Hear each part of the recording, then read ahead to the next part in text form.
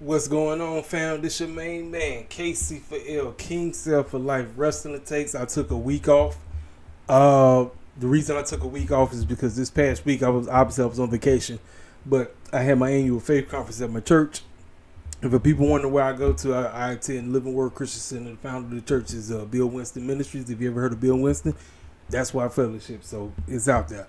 Anyway, we had a grand time. That's where my main focus was. So I said I wasn't even finna do any type of wrestling videos. I said I was just gonna come back Monday afternoon, give you my thoughts on everything Raw, NXT, AEW Dynamite, Collision, Smackdown, all that. I'm gonna talk about it all. We're gonna talk about what's going on right now, my thoughts on everything concerning every product moving forward. It's a lot. It's a lot to digest. So, like I said, we're gonna see. So mainly what I'm gonna do is I'm going based off the top of the dome. So, let's go ahead and start with Monday Night Raw. So let me go look for Raw. Then we go to the AEW. So this is what I'm gonna do. I'm gonna do the WWE side of things, and then I'm gonna do the AEW side. So I'm gonna first start with the WWE side of things, and then we move on for that. Let's go to Raw. Let's start with Raw. Raw was a good show. It was a good show. I said it was good. Like I said, certain things I don't really care too much about, but the most important thing right now is this man right here, him and Drew McIntyre. There's absolutely nobody better than them right now. Not even the two. Listen, the Bloodline 2.0 just got a little bit better because the man came back, but not even them. Right now, it's CM Punk and Drew McIntyre, hands down. They are the best thing going for this company. And that's why they deserve, you hear me? They deserve the main event. I don't care what the tag team match is for SmackDown. CM Punk, Drew McIntyre deserve the main event of freaking Bad Blood. It makes the most sense. Nobody more than likely is going to be able to follow it due to all the crap that they're going to do to one another inside that demonic steel cage match. Because that's what it is. A Hell in a Cell is basically a demonic steel cage where you just basically get to beat the snot out of your opponent, beat the brakes off them, do whatever you want to do. That's why it's called a Hell in a Cell. But Drew CM Punk is the number one matchup, the number one story going into Bad Blood, and it deserves the main event. No ifs, ands, or buts about it. I don't care what nobody has to say. Where do we go with the Wyatt Six? Ladies and gentlemen, I said this from Jump Street. Ever since my man Bray Wyatt has disappeared, he's dipped out, he's not in this spot. And speaking of dipping out, y'all, our community has been taking a hit. All the black celebrities have been dipping out. Man, James Earl Jones died last week. This week we start off with Tito Jackson, one of the legendary members of the legendary group, the Jackson 5. Tito has dipped out. I send my condolences to the family, to his family. It's just like, man, all these black celebs are just dying left and right. Like this, we can't catch a break, man. I'm like, Tito Jackson just gone out of nowhere, man. But I just want to get that out there. I send my condolences to the family and everything. Back to this stuff. Back to WWE. Yeah, the Wyatt Six. I want to get behind what they doing, but Triple H screwed the whole thing up. He completely messed the whole thing up, ladies and gentlemen. Like, we had something with him coming in. And I'm talking about Bo Dallas. Bo Dallas coming through, screwing up the doggone Money in the Bank briefcase. What he should have done, he should have screwed Drew from even getting the thing. Instead of Drew taking his sweet time to get to that ring, CM Punk should have came out there and eliminated him immediately, which means, it's no longer 6 cats up in here. We need an extra guy. And as Chad Gable looks like he's getting ready to get it done, that's when Bo Dallas, a.k.a. Uncle Howdy, comes out of nowhere, pull that briefcase down, and now everything that you've seen to where we are would have made sense. They wrestled each other, and Chad Gable, once again, looks like a complete goof. This man went from being one of the most over baby faces because he kept struggling and dealing with that fool Gunther.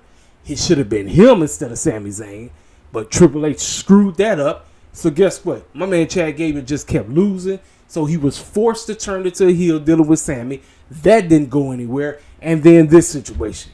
What did America made, whatever they call itself, what did this do to benefit them? Real talk. What did this do to benefit them, ladies and gentlemen? Absolutely nothing. It didn't. Nothing benefited them. I'm trying to tell y'all, nothing. So where do we move? I don't know. I genuinely don't know. I'm serious. I'm sitting here saying, as a fan of Chad Gable, as a fan of Bo Dallas and the YS6, I have absolutely no idea what Triple H is doing, because the feud is over. That street fight tables match, or whatever it is, whatever match they had, that 6-man street fight they had, it was decent. But it leads to nothing. It leads to absolutely nothing. So I'm sitting there asking myself for both, for the YS6 and for American Made. Where do we go from here? Absolutely nothing.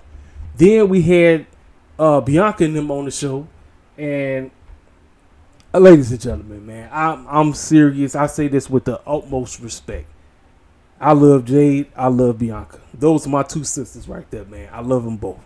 But my goodness, man, H has the slightest clue what he's doing with this whole women's tag team division. That boy don't have the slightest clue what he's doing. I'm sitting up here watching this, and I'm like, it is what it is. Then we got the other stuff going on. We had my girl Zelina come out there, and they had a fan that was holding up the sign because it was 9/11, and it was just paying homage to her father because her father was killed during that time. And guess what? On some straight bogus stuff, Zelina loses again. I'm like, I don't know, man. Like, real talk. Like, and then you got Bronson Reed, who is in the match and all for the Fatal 4-Way. Actually, no. He was supposed to be. No, he did get in. But like I said, Bronson Reed is another bright spot. But like I said, the best thing we waiting on is whenever Seth decide to come back. Seth might pull up tonight. He might pull up tonight and basically, oh, that's right. He's supposed to be dealing with Braun Strowman. Braun Strowman, him, boom. This one you can bring Seth back in, and then you can set up the match between Seth and Bronson Reed at Bad Blood. That's all I'm gonna say about that. Damaged goods. Judgment Joke 2.0. So I think we get ready to get. We're gonna get Rhea, Liv. That's the match is set up, and we're gonna get Damian Priest and Finn Balor. Cool. I don't have a problem with those because the story great. But afterwards, I don't know what we do after that. But I mean, yeah. So I pretty much gave you the strong points of Monday Night Raw, and then they still teasing this break. Oh, that's right. So we're gonna get the New Day versus Judgment Joke for the tag team titles. New Day ain't winning. So because of the unfortunate situation they have with Odyssey Jones, are they going to go through with Xavier or Kofi turning? Ladies and gentlemen, I told you right now, they should have done this years ago.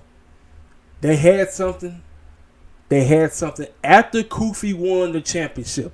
That should have been the descent of the New Day, because they all did what they were supposed to do. They got the man the championship.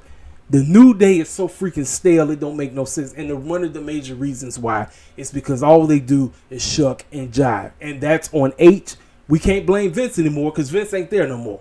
H is still booking the New Day. He's still booking Kofi. He's still booking Woods. What's next? Do we turn him? Is Woods going to go completely berserk after they lose tonight? Like I said, man, I'm like this. I don't trust H booking Xavier Woods as a strong heel. I don't trust him at all, because again, we already got my man I'm Not Him, because he used to be him when he was in NXT, Carmelo Hayes. He ain't him no more. This foolishness that he had doing with Andrade, yeah, they gave us a couple of matches, but it's absolutely nothing. I'm like, you can't trust H with our talent. I don't give a damn what nobody has to say. You can't. Don't let these coons, bed witches, buck dancers, white supremacists, whatever you call them, in the IWC sit up here and lie to you and tell you that Triple H knows exactly what he's doing with us. No, he don't. That clown can't book us to save his life. Now, he's going to try. But I ain't giving that fool a bit because, like I said, he's already showcased how he moves. So I'm like, I can't trust him. So you telling me I got to trust him with a feud between Woods and Kofi? I really can't, man. I genuinely can't. So everybody that's excited, everybody that's like, oh, man, this is going to be fantastic, man. Man, why you throwing the baby out with the bathwater? That's because it's Triple H, man. You know how he do concerning our talent. That's all I'm gonna say about that.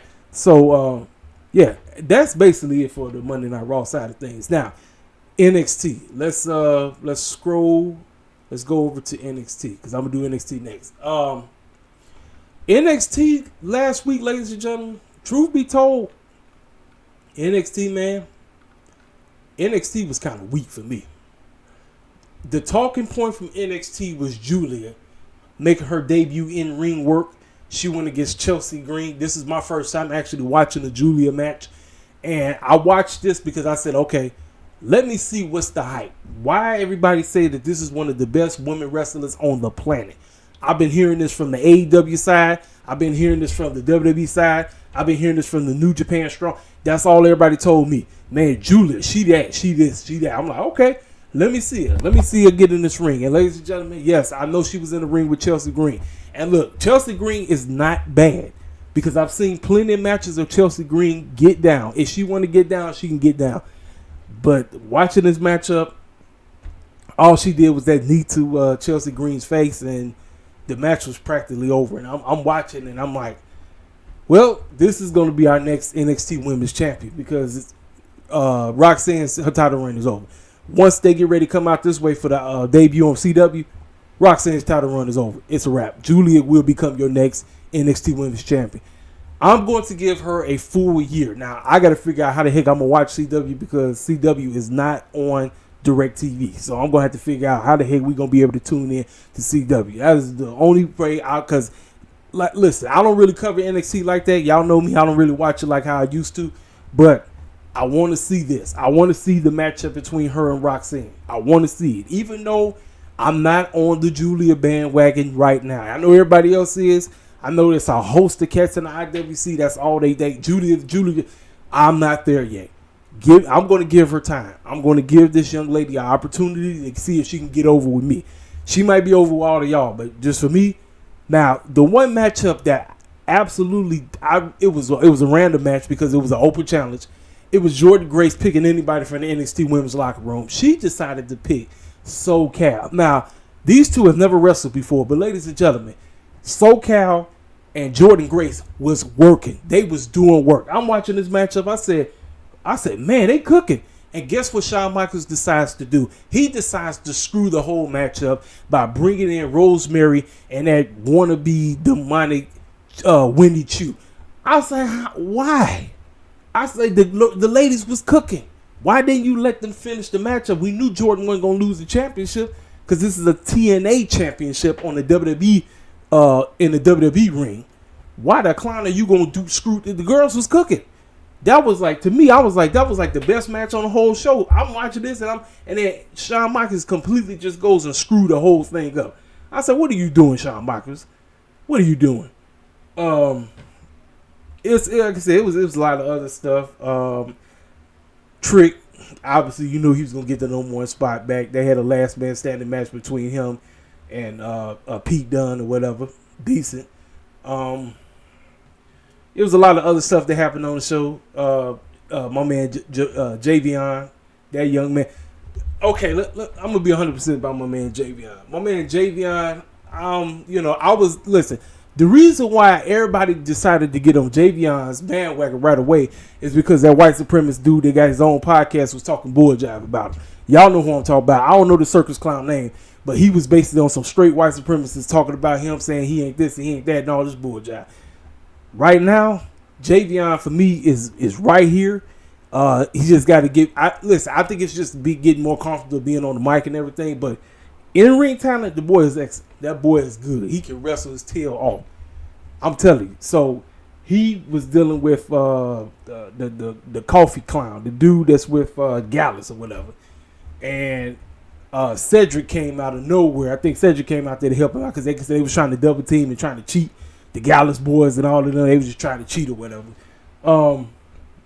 Miss Parker is still trying to play this game that she can basically take out Toxic Attraction 2.0 by herself. She knows she's gonna have to roll with Miss Jordan and the other young lady. They Lola. They got to get together. That's the only way they're gonna be able to take them clowns out. That's the only way. Yeah, outside all the shucking and jiving for Booker T, because that's all Booker T does on commentary. Just shut. That's one of the major tough parts about watching this product. Oh, before the show even started, you had what you call them come out of nowhere. 2.0. Bloodline 2.0 came out of nowhere and basically annihilated everybody that was in the matchup. All the tag team, because I think it was a tag team match to determine who's going to be the number one contenders, and they came in out of nowhere and basically beat the brakes off of everybody that was in that matchup. Basically just coming out of nowhere. Fans like, man, what did the Bloodline do?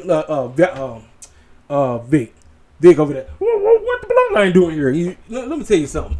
He's starting to act like a complete fool. Because Booker T just be sitting up here shucking and jiving. At least I could take him on commentary, but he started to get a little annoying on commentary because he been hanging out with Booker T coon himself. And now him and them working together acting a complete fool on commentary. I'm sitting up here like, man, I can't, I just can't deal with it. I really can't. Like, if I had to pick out of all the commentary teams throughout all the pro wrestling right now, those two might be the two worst. I'm telling you, I know people want to talk about AEW. The reason with AEW, they got to figure out, just give me a 2-man booth. These fools try to have 4 men talking at the same time. That stuff don't work. You're going to have to figure out who is who, what on what show. You figure that out, and then we going somewhere. But Vic and Booker T, oh, no. Oh, no. No. So, but yeah, like I said, the best thing on the show got ruined by Wendy Chu and Rosemary. That was SoCal and Jordan Grace. They was cooking. They were cooking. I'm trying to tell you, man. It was excellent.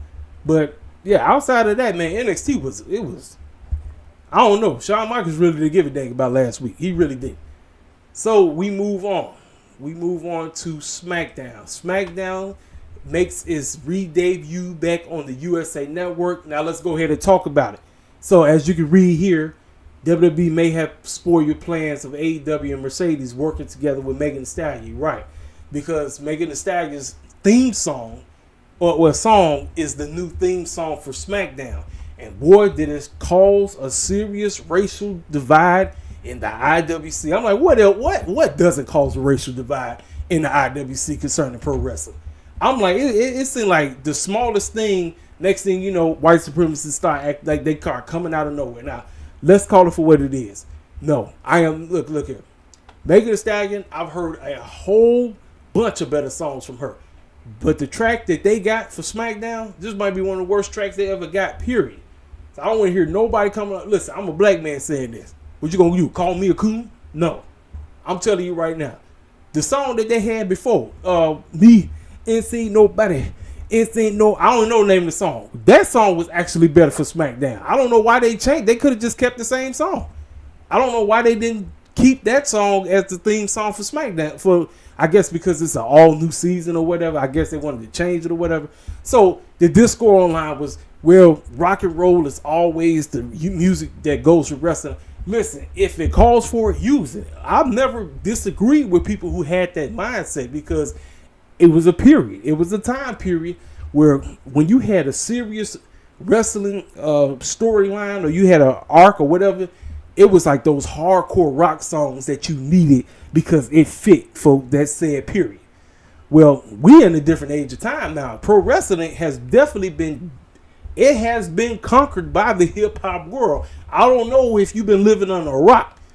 So I don't know where these white supremacists is coming out of nowhere and these coons coming out of nowhere saying all this foolishness, but I'm just here to basically tell people the real both-face truth. This theme song ain't hitting. I've heard better songs from Megan Thee Stallion. I've heard way better songs, but no. And another thing I don't like about SmackDown is the new logo. The logo looks cheesy as possible. It looked like somebody did from third grade and said, hey, I'm just going to draw this up and you guys pay me a lot of money for it. You know, I'll be the richest kid in high school or whatever, but or grade school. That's what it looked like. It don't look like a wrestling logo. It doesn't. I don't know what H&M was going with. Whoever decided to come up with it, it ain't it. So if those two things I had to say from the SmackDown I was not feeling is the new theme song and the logo. Now as for what they did, I've seen a lot of people, they've mixed reviews on this debut back on USA Network. I thought it was decent. Listen, I'm used to watching SmackDown and being ready to go to bed. from what I watched, I thought H actually did put forth a little. Listen, he could always do better. He could do way better at times. Like, trust me. I know it. Especially now the news is broke. Raw is going back to 2 hours. So I think tonight, I believe Raw is coming on at 8 o'clock. I could be wrong. It might be on at the 7 o'clock hour like they normally do. But they said Raw is going back to 2 hours, which is fantastic. I mean, 2 hours and 15 minutes is when Raw was at its peak. This 3 hours bull jive. And now they talk about SmackDown going to 3 hours. You out of your dang mind. If we're going to have to be stuck with SmackDown being 3 hours and it's already a chore to sit through, USA Network, you on bull jive left and right. Nobody trying to see that bull jive. Nobody. It's until H can figure out and tell some decent stories that make sense and keep cats interested in what he's doing. Ain't nobody trying to watch that bull jive for no freaking 3 hours. You tripping. So, like I said, basically that's what this whole article is about. Oh, and she posted, said, maybe it's time for me to pull up. So, you know she going to be dealing with Jade and Bianca. You already know. And ladies and gentlemen, again, this is what H&M is doing. You know what this is all about. It's about, quote-unquote, pandering. It's pandering to our doggone community. Even though H don't give a crap about our community, he's pandering. And listen, I can understand if you was doing it from a genuine place.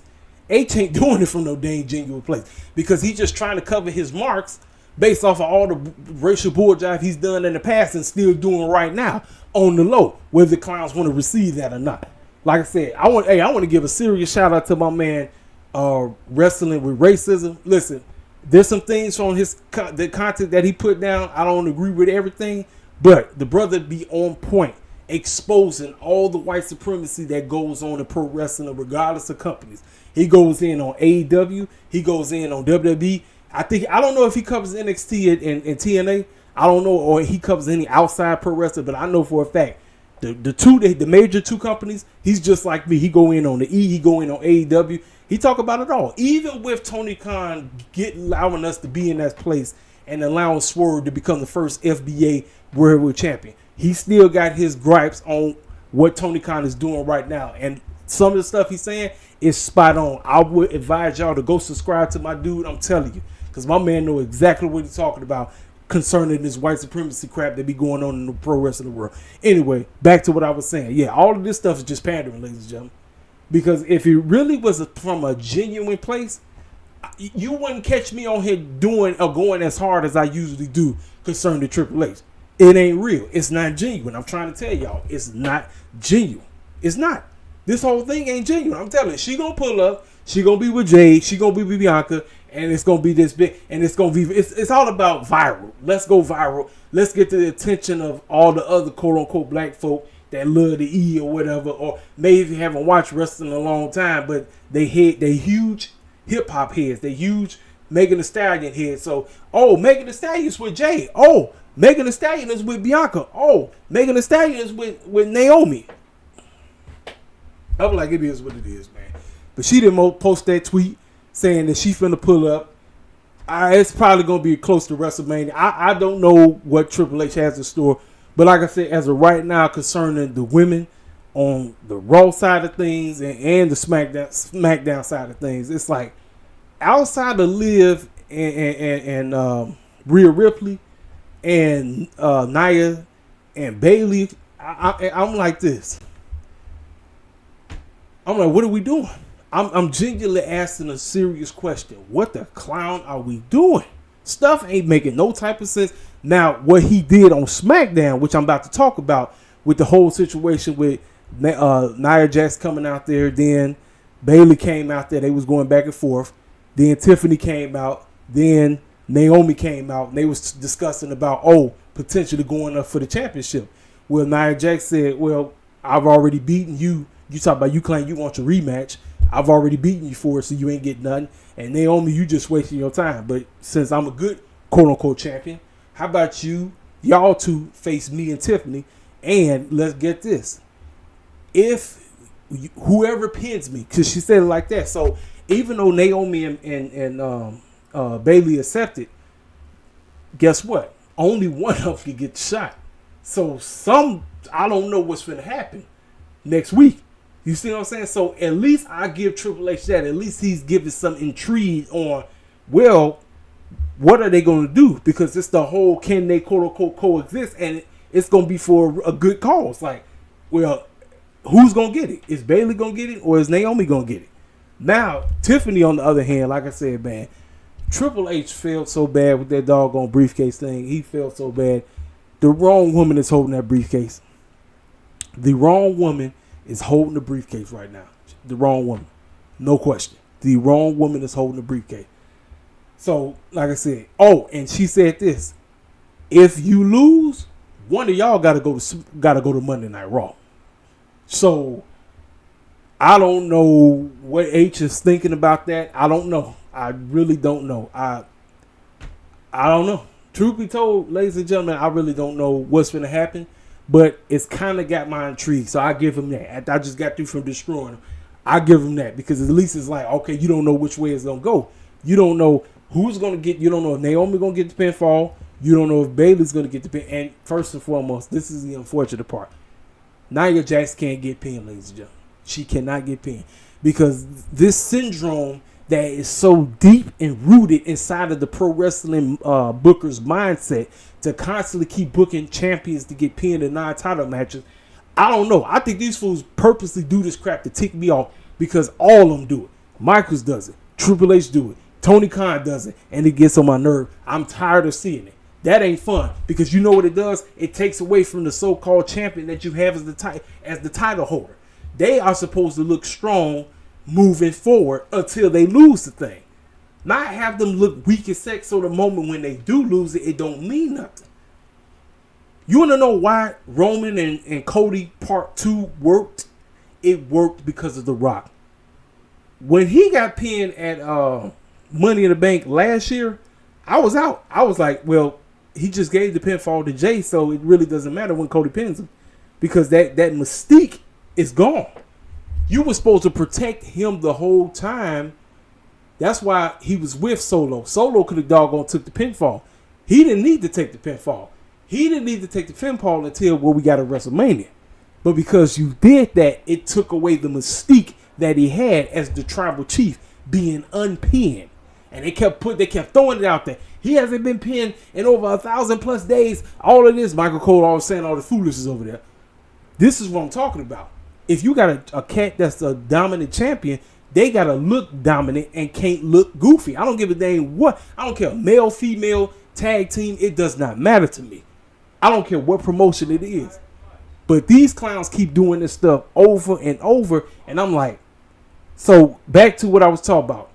As much as I can't stand Tiffany, she's finna look like a joke because if Bayley and Naomi are going to get the pinfall to advance to I'm guessing the match is gonna be a Bad Blood. I don't know, but to become the number one contender for Nia Jax's WWE Women's Championship, she got to get pinned again. So I'm like, it is what it is on that. But yeah, to me, like I said, and then like I said, with this whole situation, the steel cage match that happened right at the beginning, ladies and gentlemen, Cody Rhodes and Solo may have been the best match they had out of all the matches they had. And the crowd was into it. Cody actually bled, so they actually allowed some blood. And I said, well, it actually calls for it. That's why I say this is when you do the blood. This is when you bring color into it because it matters. It matters. This is a beef match. You're in a steel cage. Utilize the steel cage and utilize the blood. Cody did it. Great. I didn't have a problem with it. Great. But yeah, out of that was the best match they had out of all the matches. Everybody in Bloodline came out there basically trying to cause some distractions or whatever. And Cody got the cutter. He got and he beat him. And then they came out there. They basically beat the brakes off of Cody. Roman comes back. He makes his return. Fans go completely nuts. They went 8. He come in there basically laying them out. And then the two of them basically got jumped. And they looked and they act like as if they was cool. No. They jumped in. Now this is afterwards. They jumped everybody. They jumped 5-2. They jumped Jacob. They jumped the Gorillas of Destruction. So all of them got jumped. So Jacob 5-2 was finna get back in there, act like he's finna do something, but then Solo pulled them out. And so Cody and Roman was looking at each other like, Hey, man, you know you owe me one more championship shot. You know you owe me this, right? You owe me. But what's my man name? The GM for SmackDown. He's sitting up here saying, aha, I got an idea. I'm going to make a match. I'm going to make Jacob Fatu and Solo versus Cody and Roman. Knowing that Cody just said after this matchup, he's completely finished with the bloodline. Ladies and gentlemen, y'all do know that this is going to Survivor Series, a.k.a. War Games. Ladies and gentlemen, look here, man. I don't know if this is what we're going to get, but I pray to God we get Roman and Rock at 41. I don't want to wait a completely another year. Because we don't know what's going to happen. Nobody knows what's going to happen from a year from now to. We don't know. But let's go ahead and let's get this stuff out the way. I got a weird feeling, ladies and gentlemen. WrestleMania matchup is going to be Rock and Cody and Solo and Roman. And I pray to God that what I'm saying don't come to pass. I pray to God what I'm saying don't come to pass. But I got a feeling it might. Based off of what's going on and everything and how things are just transpiring on television. Yeah, them two, like I said, Cody bashed into the doggone. He broke into my man's office and told him that he's completely done with the bloodline. He ain't teaming up with no doggone Roman. And he said, "Well, I can't help you with that because you will be teaming up with him and all this crazy crap." And we'll talk about it later on at the end of the show. Now, the dumbest thing on the entire show. So, Kevin Owens was in a tag team match, but his tag team partner couldn't make it. So they went with some makeshift guy named Ricky. It was A-Town Down Under, Kevin Owens, and a secret tag team partner. So Ricky got in there looking like a straight builder wrestler. He just looked like a straight joke. And as soon as they was getting ready to start the match, the young lady was trying to get a hold of Kevin Owens. He's like, Kevin, she told him, "Hey, Kevin, your partner's here." So I'm like, who is it? Out of all people, he called back Randy Orton, who is on Monday Night Raw, just left SmackDown just to come right back to SmackDown. I'm sitting up here saying, I don't know what the clown Triple H was thinking, but this is the decision he decides to go with. Now, the fans marked out. They went completely crazy. Kevin Owens got excited, and ladies and gentlemen, you know the script. A-Town Down Under did absolutely nothing, and they lost once again. So you know Grayson Waller is going to turn on Austin Theory. It's going to happen. I don't know when, but you know it's going to happen. Yeah, so I'm trying to think, is anything else of importance that happened on SmackDown? No, like I said, yeah, the final part. Like I said, here's the bloodline. The bloodline, and then like I said, whatever Nia Jax's doing with Bayley and Naomi. That was pretty much like the talking, like the strong suits that happened on the show. But outside of that, man, in the match, the steel cage match. The final matchup to determine who's gonna face LA Knight, like I spoke about. Carmelo Hayes and Andrade. Match was good. Matter of fact, truth, yes. Outside the steel cage, that match was very good. Can't hit on that match. That match was very good. Very good match. But it finally took them 5 matches in to finally figure out why is Andrade and Carmelo Hayes beefing one another. They went at it, tore each other up, but Andrade got it. So LA Knight came out, cut a promo on him. Everybody saying LA Knight, yeah. Ladies and gentlemen, I got to keep it a buck with you. I feel like my guy's title reign has just been right here. It's not bad, but it ain't good either. It's like right there, and I'm not really invested in whatever Triple H is trying to tell with him. Real talk. Like, I'm from what I've been watching, and I'm like, okay, he beat Logan, and right now Logan's in the doghouse. For people, listen, I ain't really talked about all that crap because I ain't really been paying attention to it because I really don't give a dang about it. But apparently Logan Paul got beef with Kevin Nash, and it's, ladies and gentlemen, he's in the doghouse right now because of what happened during the summer when they had that trans person up there at the Olympics, and he spoke out about it. So it seems like all the fans are against him right now. Now, Logan Paul basically said that this punk just comes in and thinks he's dead. He talk about we're not shooting and all this stuff. So Logan Paul tries to clap back and say, oh, is this a shoot? Is this not a shoot? And I'm like this. Logan Paul, you know how I feel about the Pauls altogether. I think they both on some other stuff. But Logan Paul, for me, y'all going to probably find this as blasphemous as possible. But because of all the foolishness that's been going on outside and all of that stuff, a lot of things that he's been saying based off of that situation, I roll with him. So don't come for me. Don't be in my mentions telling me I'm tripping. I'm just telling you both his truth. Now, this foolishness going on between him, Kevin Nash, and all, I don't even give a rat's behind about it. That's why you haven't heard me say anything about it, because I really don't give a crap about it. It's just clowns beefing online. That's basically what it looked like to me. You got Kevin Nash, old self, just trying to stay relevant. Logan Paul basically trying to go back and forth with him. I really don't give a damn. I truthfully, that's why I haven't said anything about it. People were probably wanting to know, like, what's your whole take on it? I didn't care. I genuinely didn't care. That's why I really have nothing to say about it, because it's relevant. I know it's pro wrestling, and we're supposed to talk about everything pro wrestling going on. Yeah, that's the crazy part. We're supposed to, quote unquote, talk about everything going on outside the ring, when our mainly focus should be about what's going on inside the ring, just like the other drama that came out of nowhere. Unfortunately, and I feel extremely bad for the both of them, Adam Cole, Britt Baker, it's over. And it's sad. It is sad because they've been together forever. You talk about being in a relationship and growing up with that person, because they in my age group and younger. I know Adam, me and Adam about the same age, and Britt is about, I want to say Britt like 3-4 years younger, but those two been together forever. And I'm thinking, okay, are you gonna put the ring on the finger? That's what I was thinking all that time. But they were just shacking up, and with whatever all the mess is happening and all this crap, and I'm sitting. So now you got everybody making a big whoop about. I'm like, listen, it's private information. We should know about it. It's over. I feel bad for him, but I'm like, it is what it is, But back to what I was talking about with this whole situation. Yeah. So it's going to be a tag team match at Bad Blood. Roman, Cody, 5-2, Solo. Now, I think who wins? I think Solo and 5-2 gets the dub, which will set up the match going at the dub if they want to continue the feud. Oh, and guess who get pinned? It makes absolutely no sense to have Cody get pinned. None.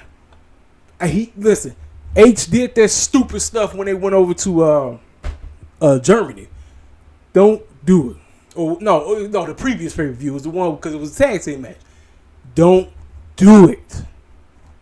Yeah, Money in the Bank. At Money in the Bank, Cody got pinned at Money in the Bank. H, whatever you do not have Cody get pinned by 5-2. So don't you dare do it. This is what Roman is in the match for. Roman is there to put his cousins over. That's all that matters. That is it. If you have Cody get pinned, I don't know what the clown I'm going to do. It makes no sense whatsoever. None. No sense. So, ladies and gentlemen, that's my thoughts on the WWE side of things. I talked about SmackDown, NXT, and Raw. Gave you my thoughts. I gave you my positives and gave you the negatives that I didn't really give a crap about. Like I said, theme song, they need to go find another theme song. But this is what we got to deal with. And their logo, that's a terrible logo. But that's that. Now let's run over here to the AEW side of things. There's been a lot of things going on concerning AEW.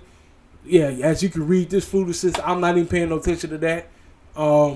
Yeah, congratulations to. Now see, I'm gonna click on this. I'm about to click on this, and I'm going to discuss it.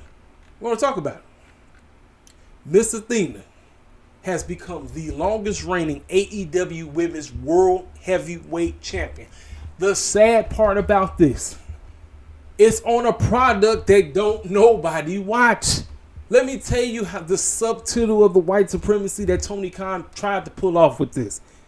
Oh, she becomes the first woman, aka black woman, to hold the Ring of Honor Women's World Champion out of everybody. The sad part about this is she don't never be on Dynamite, Rampage, or Collision. Listen, I actually was on Twitter. I was giving the props. I was like, congratulations and everything. But again, this is this is like the symbolic stuff. This is the stuff that my man wrestling with racism be talking about. It's the symbolicalism of it, and it's the non-genuine stuff. Why the clown is she not on the main roster yet? This is what I'm talking about, man. I'm like, yeah, that's great, congratulations, but it's on an app that don't nobody watch. TK, he ain't slick. You're not slick, Tony Khan. You ain't slick. You ain't slick, fool. You think you are because you got all of us wrapped around your finger thinking, oh, Swerve had that run. You guys should be happy. No. My girl Athena should be on the main roster. It's been time. It's been time. Like I said, think about this. You notice he bring all these other Ring of Honor champions up. You just seen Sammy. Sammy was on Dynamite, Rampage, and Collision. But for some reason, Athena can't be on there. Come on now. Listen, I told you, I called it right down the middle. I don't want to hear nobody. I don't want to hear not one hardcore WWE Shield tell me I'm buck dancing for Anthony Khan. You tripping. Never. No. My girl Athena should have been on the main roster a long time ago. Kicking butt. Because this young lady can go. Athena is great. Listen. She was good in NXT, but Triple H then was bull jabbing, especially when she came up to the main roster. Oh, Vince and them, that's another story. But coming over here and doing what she's been doing in Ring of Honor, and I'm sitting up here saying, like, bro, why the clown hasn't she been on the main roster? You bring all these other Ring of Honor champions up, but for some reason Athena can't be on there? Why? You don't want the fully melanated woman to dominate? Is that the case? Is that what's up, Tony Khan? Are you stuck on that syndrome? Only one melanated person can dominate at a time? You ain't slick, homie. You ain't slick. FBA is what we say. FBA. One FBA can dominate at one time? No. This is unacceptable. This is unacceptable. Yes. Great. Excellent gesture. She did it. Longest reigning Ring of Honor Women's Champion of all time. Great.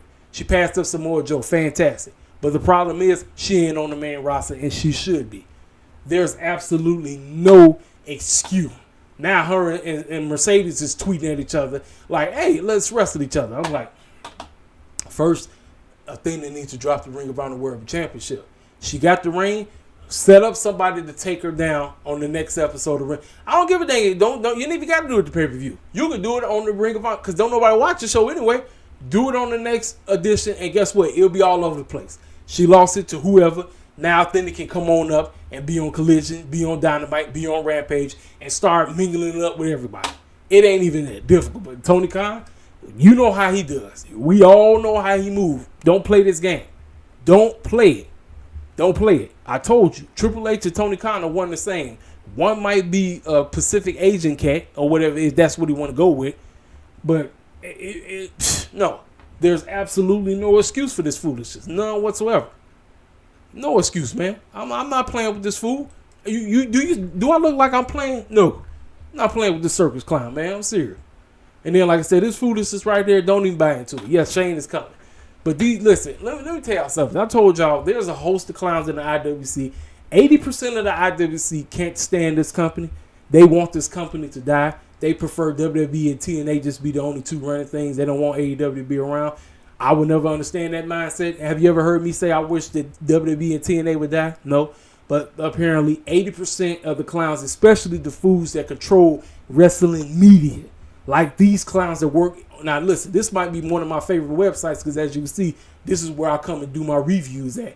But as you can see, there's a lot of biased clowns that work here too. What kind of article is this? Are Vince and Shane conspiring to take AEW's deal? No. They y'all can misboot that nonsense. First of all, this circus clown, he shouldn't even be. Why are we even still talking about him? Why are we still talking about this white supremacist because of what? Because of the documentary? This fool should have been gone to Timbuktu a long time ago. And when I say gone, I'm not talking about dying. He should have been out the picture, enjoying all his money, Figure out what kind of relationship you got with Linda and get going. Listen, I'm not a wrestling head without this circus clown. I just said that multiple times.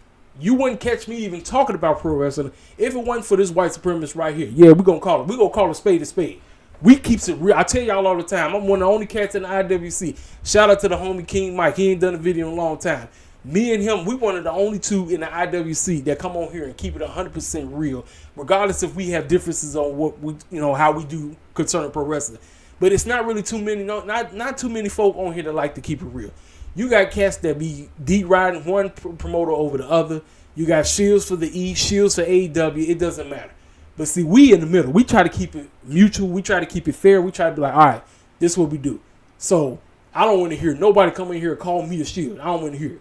But this clown right here, I don't get why we still talking about him.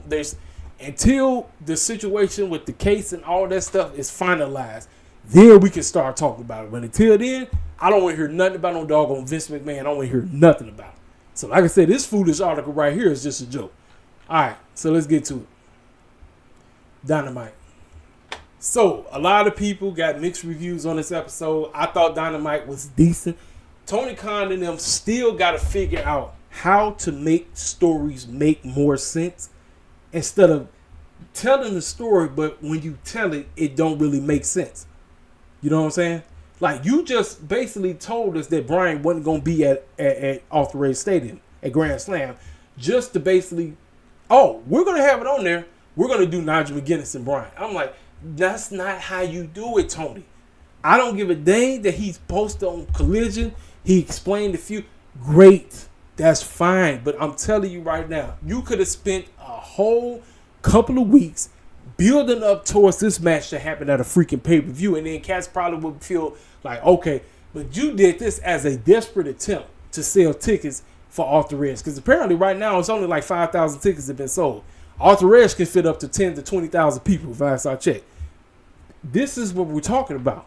This is what we're saying, that Tony Khan and company got to figure out how the clown do we put butts in seats without just quote unquote being a matchmaker, because that's where he dominates at just making matches. He doesn't really like to go in and be like, okay, let me sit down, let me brainstorm, and let me figure out the story, because he can do it. Tony Khan can do it if he wants to, but the problem is he just bulljabbed too much. He bulljazzed too much. Now listen, the match, everybody and grandma want to see the match. Everybody. I want to see the match. You want to see it. We all want to see it. I just wanted to see it at the pay-per-view because I just feel like, based off of all the everything that's been happening and all, this just feels like a pay. Like I said, Tony Khan is he's the king of giving away pay-per-view matches on free TV, because that's all he know. Matchmaking. That's where he thrives at. But that was the talking point of this. Motor Machine Guns are going to NXT. Listen, NXT might mess around. Not right now, because as of right now, nobody had. AEW at one point did have the best tag team division in all the wrestling. Right now, with Motor Machine Guns going over to NXT, if Shawn Michaels can figure out some decent storytelling with the tag team division he has at NXT, they might mess around and have the best tag team division out of everybody. Out of Triple H, out of Tony Khan. Shawn Michaels might mess around and have the best. Motor Machine Guns, I know people is clowning because they age and all. Then you got hardcore heads talk about they running from the grind. Listen, man, I don't give a damn where you go. If you're going somewhere, when you get integrated into whatever they got going on, just make it make sense and give me classics. That's all I'm looking for. I don't really give a crap where you end up. I don't care if you end up in the E. I don't care if you end up in TNA land. I don't care if you end up in AEW land. It don't matter to me. If you're going there, when you get there, make your stuff make sense. Story Booker, whoever's in control, and I'm not talking about Booker T. Shawn Michaels and them, make everything make sense. Now, as for what's going on right here and all the AEW stuff, and this right here, I had a feeling, basically, remember when he said he was looking for Moxley? He was looking for Darby Allin. He basically wanted Darby Allin's shot. So, that's the matchup that's going to happen. I'm like, if you was going to quote-unquote have Bryan not be on the show, you could have done that. But then turn around and then go and make that matchup because you're scared that nobody's going to pull up. That's That's a weakness. So I don't want to hear clowns that be coming, well, people who I talk to on a regular basis and say that, oh, all I do is just no. The weakness is the storytelling and making things make sense. And a lot of people, like I said, all they be talking about this and that and all that stuff. I knew when he said he wanted this, he just wanted the man shot. Now, a lot of people is afraid that Moxley's going to beat him. I don't think so, ladies and gentlemen. I think Darby Allin's going to beat him.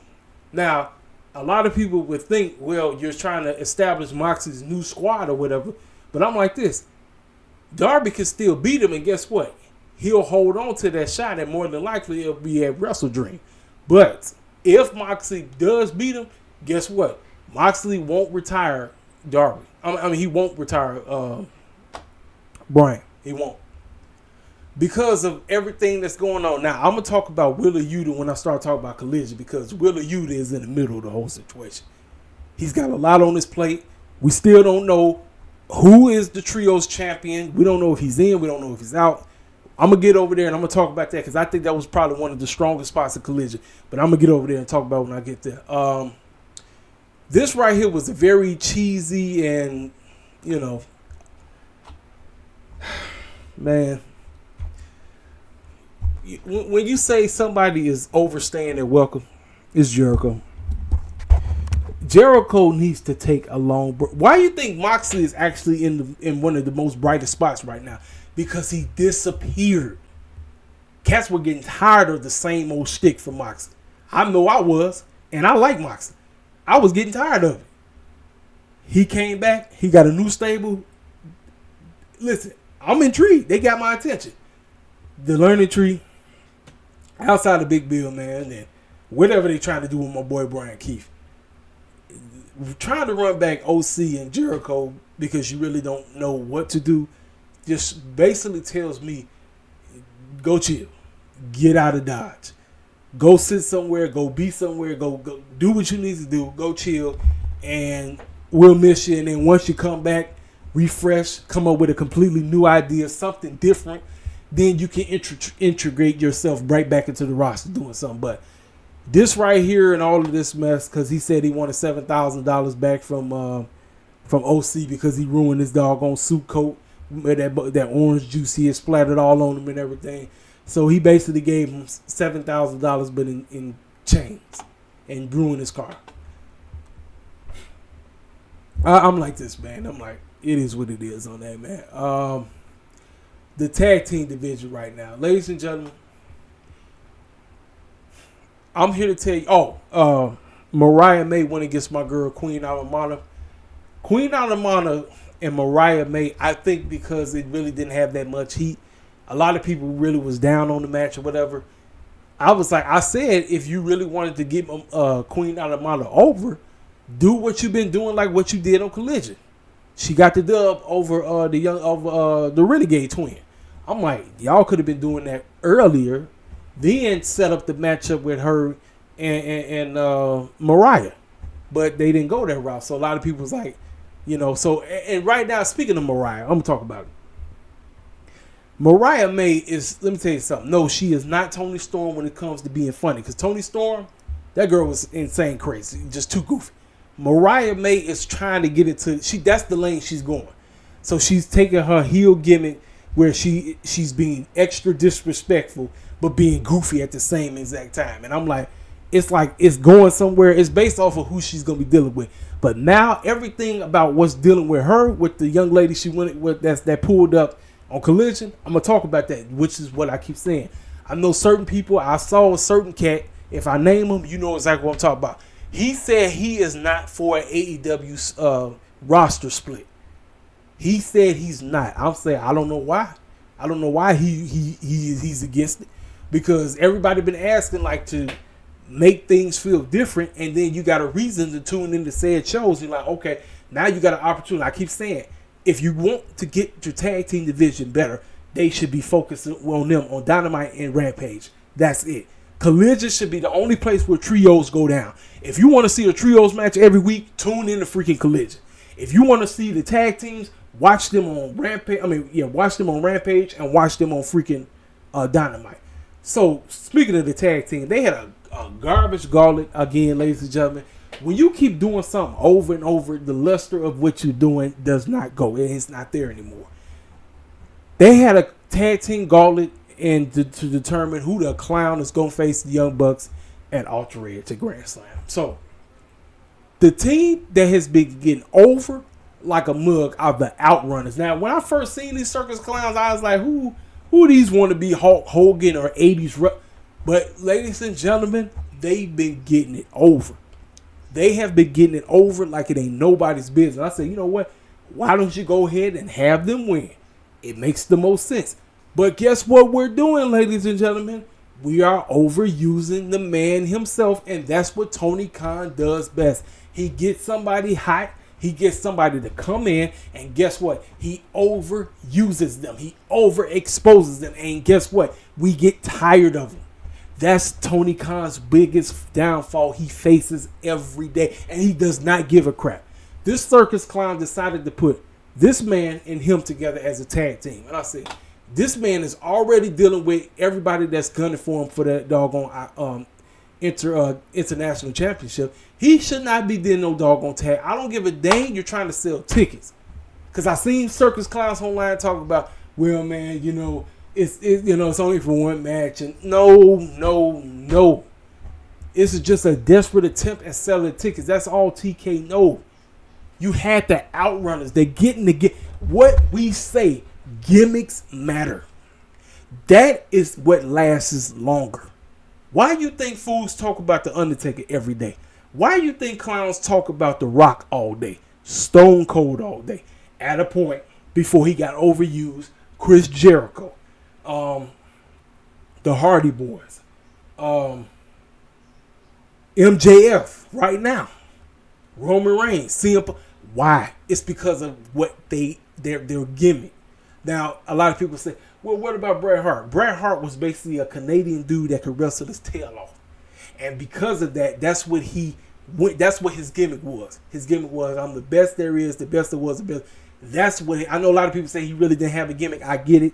But his gimmick was his one of the best in the game in the ring wise, right? This right here is just a desperate attempt of trying to get fools to tune into doggone Grand Slam and go to the show. You had the Outrunners who are getting their gimmick over left and right. They're getting it over. I'm like, use them.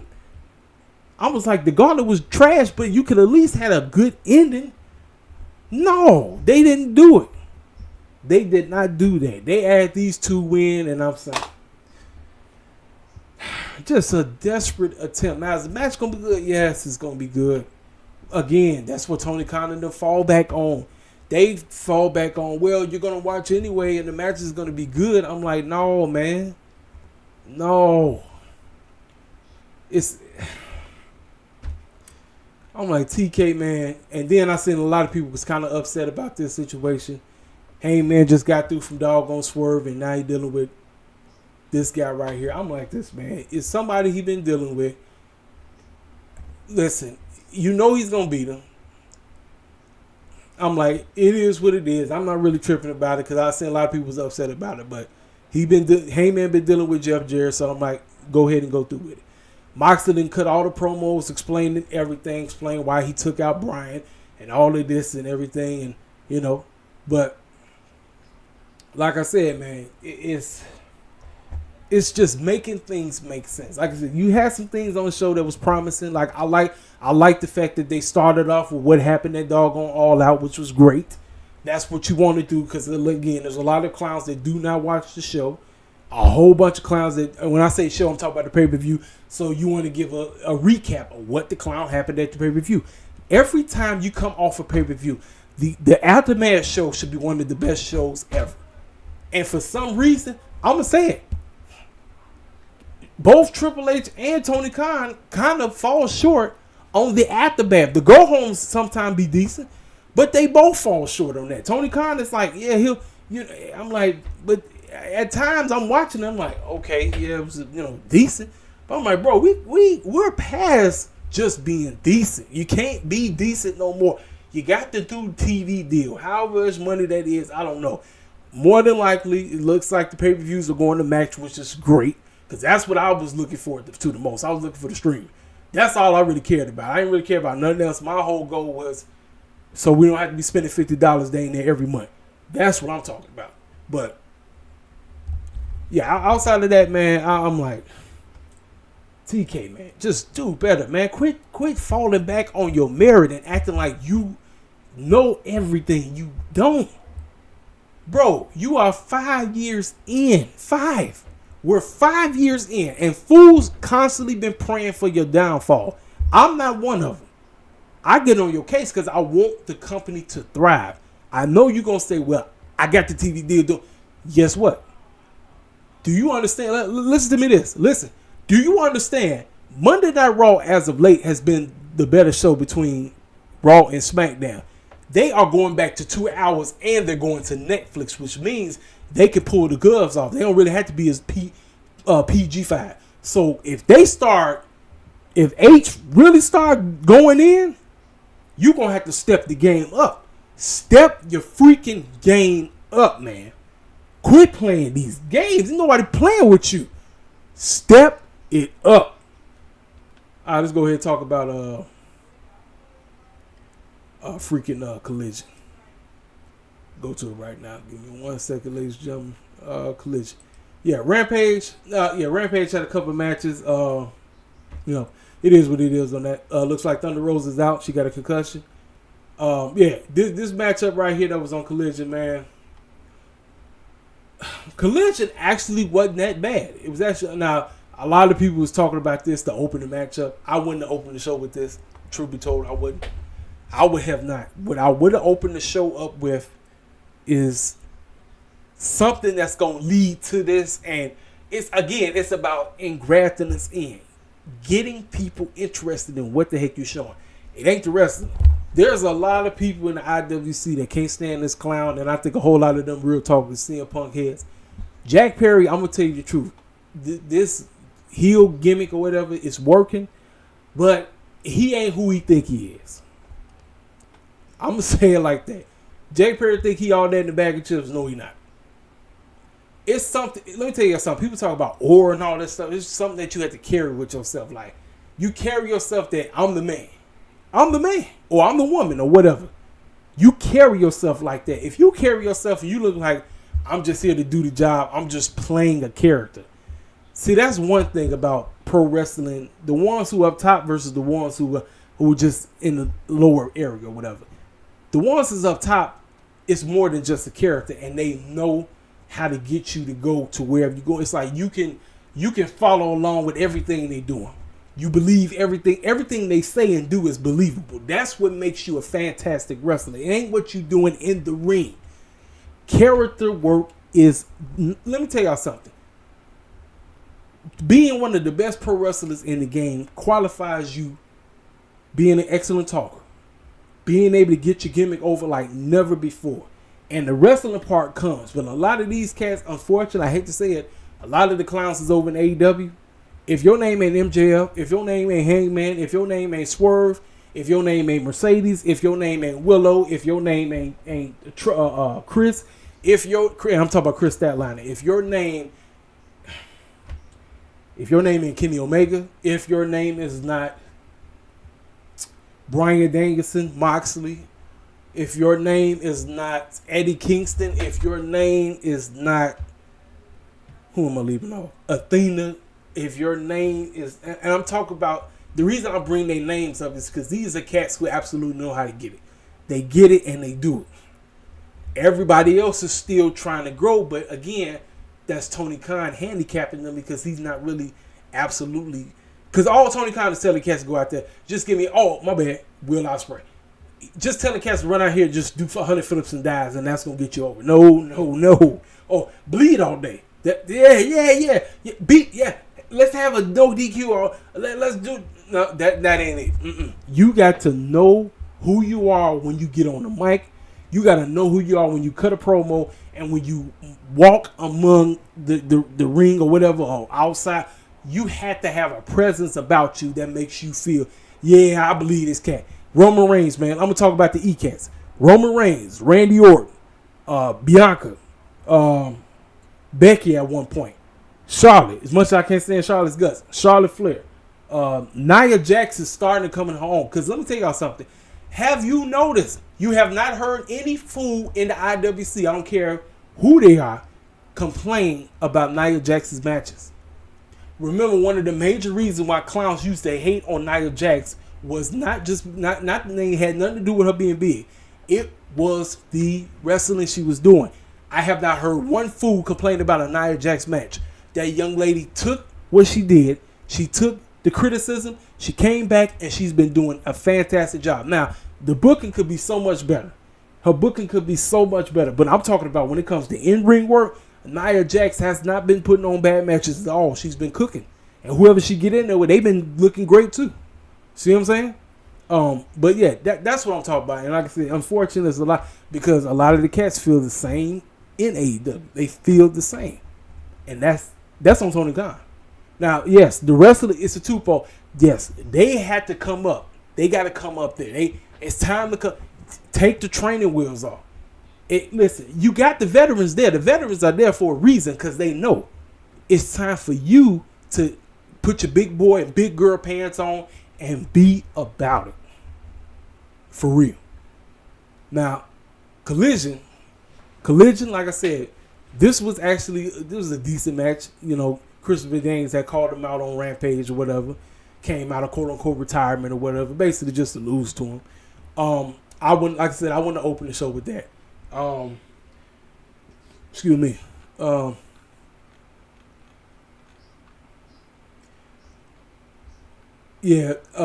This right here, I really didn't give a rest about it. See, this is another thing too. As much as I respect the mess out of Mark Briscoe, listen. Tony Khan is trying hard than that thing to get this hologram cat over. I haven't heard him speak.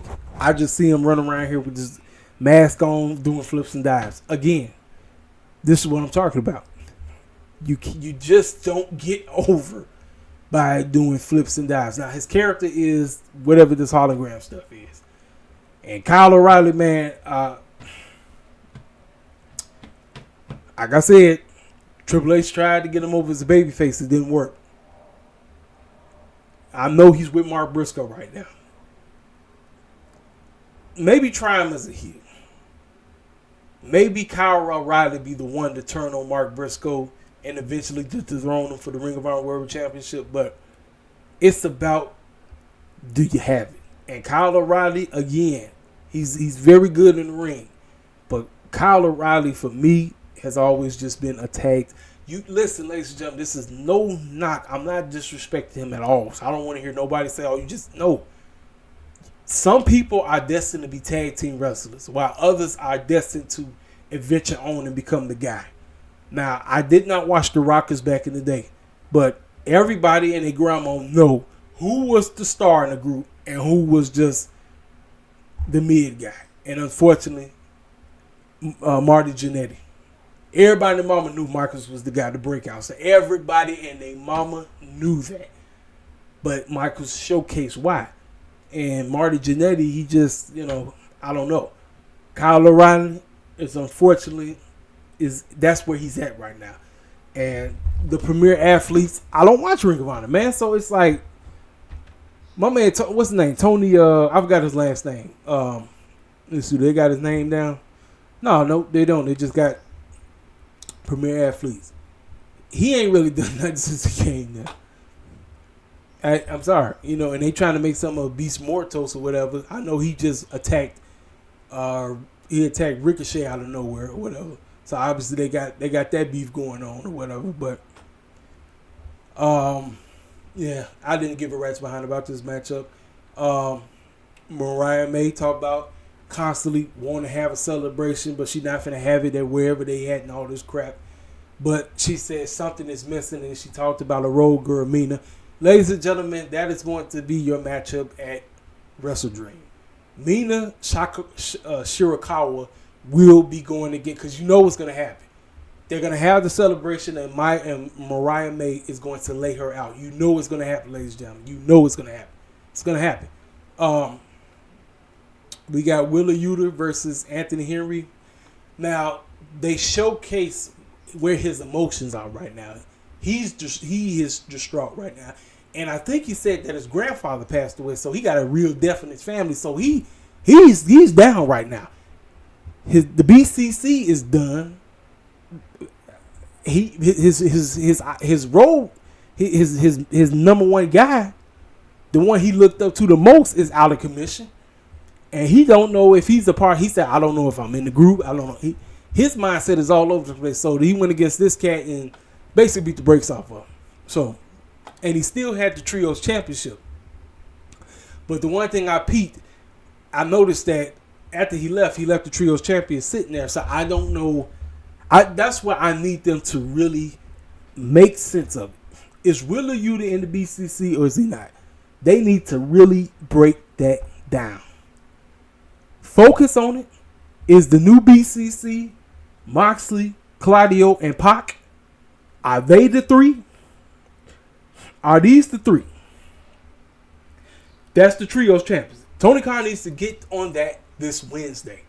Since you want to keep drumming every show from every show, we need to get to the bottom of, is Willa Yuta in the group or is he not in the group? Make up your mind, Tony Khan. We need it.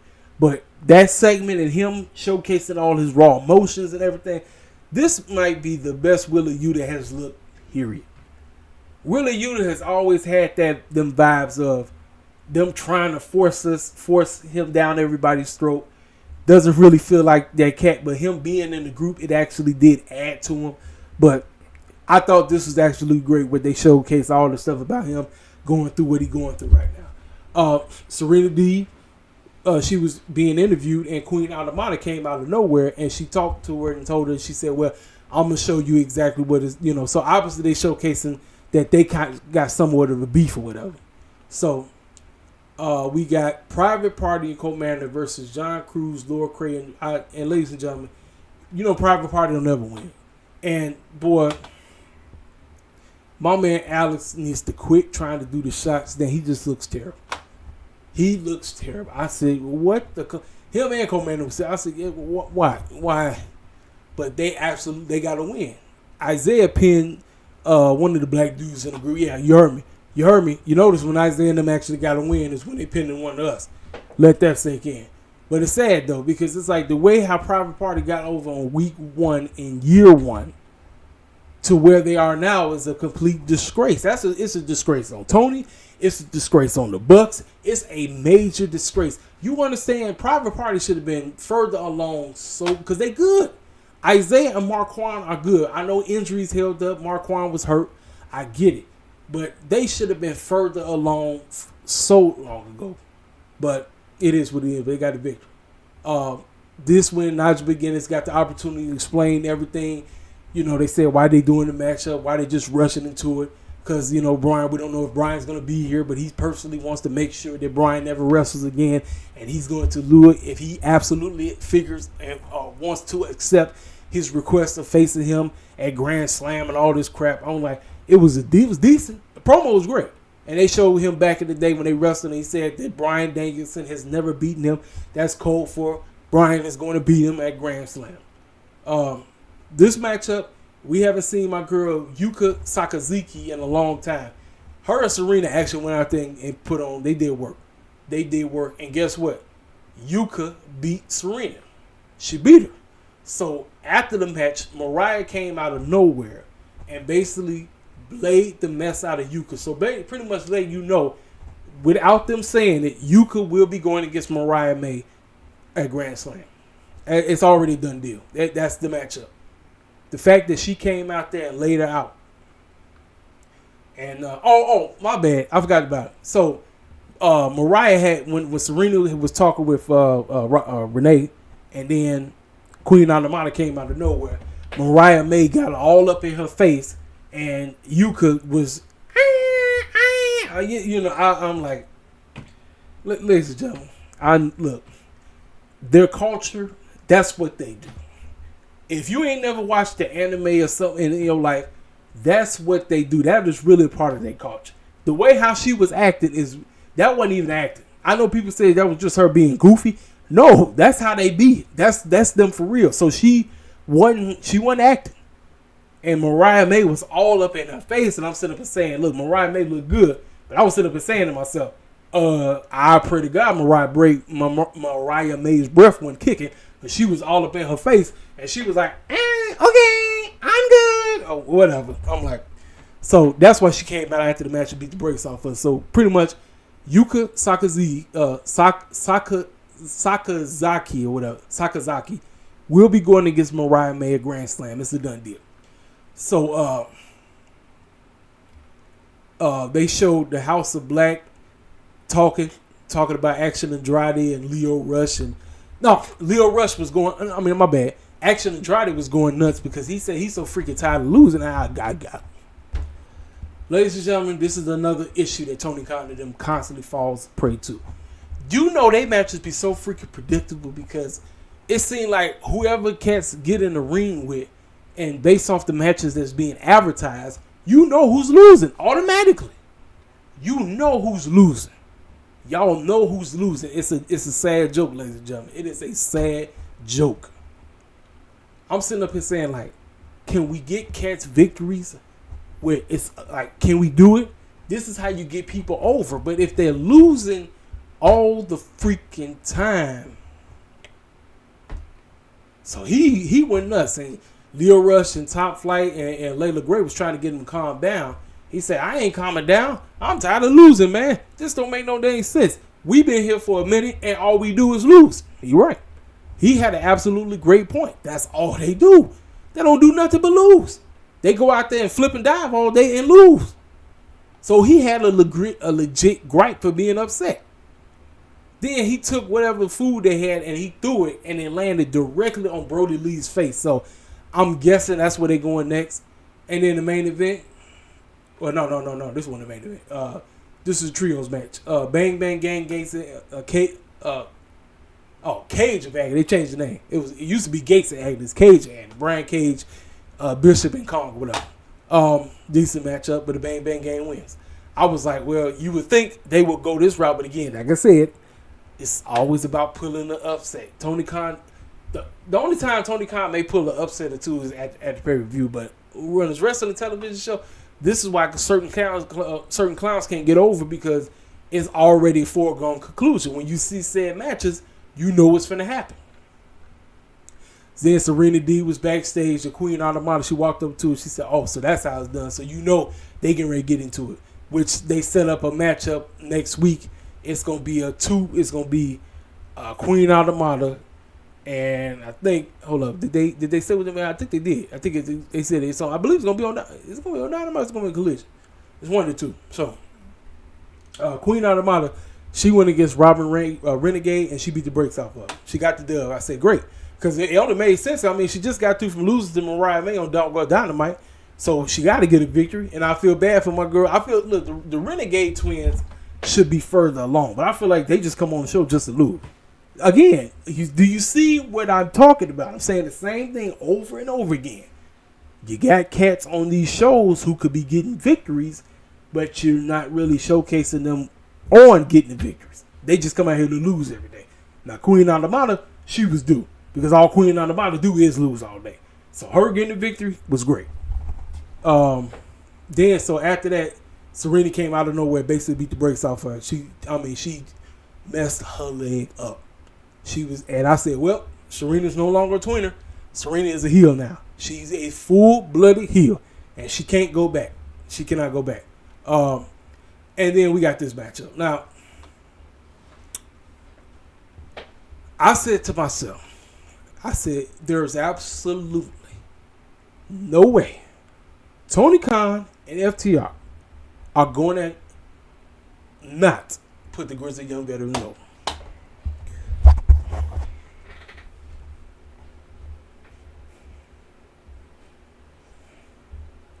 FTR is so freaking bulletproof, ladies and gentlemen, it don't make no sense.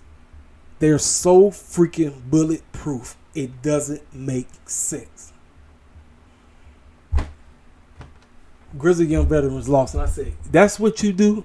You introduce them, you bring them in, and FTR does not want to put them over. But we're going to have a scissor, whatever they was doing with the Outrunners after the matchup. It was dumb. It was stupid. I said, that's how we go off. That's how we go off. Tony, what are we doing? What are we doing, man? Don't make sense, man. I was upset. I really was upset. I was like, the Grizzly Young Veterans just got there and they already losing. And to all teams, they are freaking bulletproof. What are you doing, Tony Khan? What? It's a sad joke, man. It is a sad joke. I'm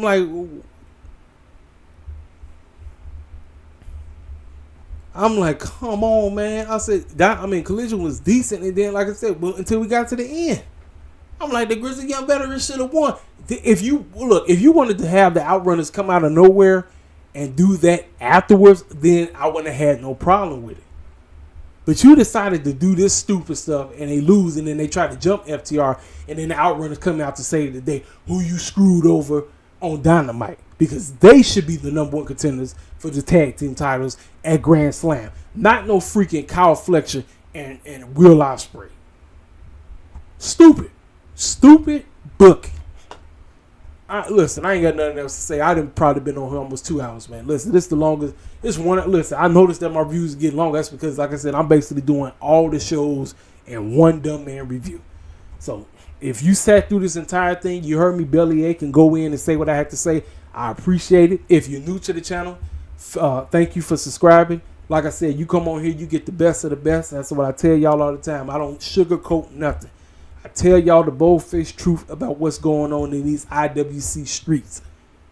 I tell y'all what's going on, what you need to hear, what you got to hear. This is where you come to. You come to KC4L Wrestling Takes channel. KC4L Wrestling Takes, where you hear the realest of the real about pro wrestling. I ain't got nothing else to say.